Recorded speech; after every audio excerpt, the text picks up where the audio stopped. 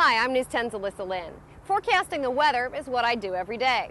Predicting what happens on the baseball field isn't always as easy, but today I'm going to let you in on some secrets. Knowing about the weather can teach you a lot about the game of baseball. So let's head on down to the field.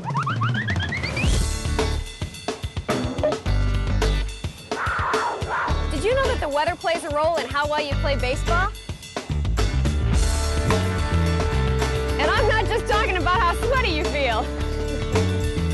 Scientists have studied how the weather affects the game and have found that all kinds of things can influence the score. Things like wind, temperature, humidity, even air pressure.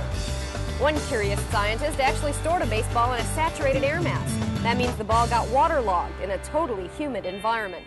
Well, as you might expect, the moisture slowed the ball down. Compared to a dry ball, the wet one went 7.5% less distance.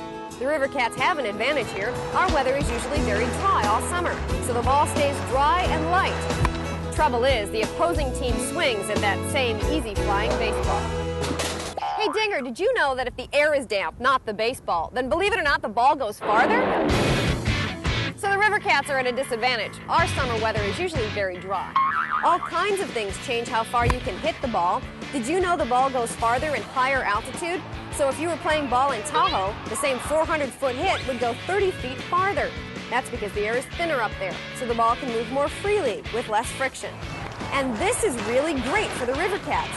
A baseball goes 4 feet farther for every 10 degrees of heat. On a 100-degree day here in Sacramento, the same swing gives you 8 more feet than on a nice, cool 80-degree day.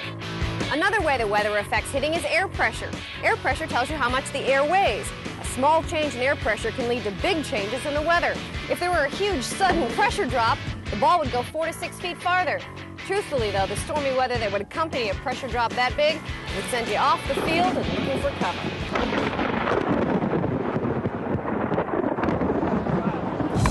You might have guessed that the wind is a big factor, too. If the wind is blowing, you can add 3 feet for each mile per hour it's going in your swing's direction. Here's a look down at Rayleigh Field. The winds that normally come in are right behind the batter, giving him a good wind to help the ball when he hits it. Sometimes, though, down on the field, the winds can do crazy things, so you can't count on Mother Nature to do the work for you. Well, I hope you better understand how weather can affect a baseball game. And when you watch the weather on News 10, remember, you're not just watching the weather, you're watching a baseball forecast.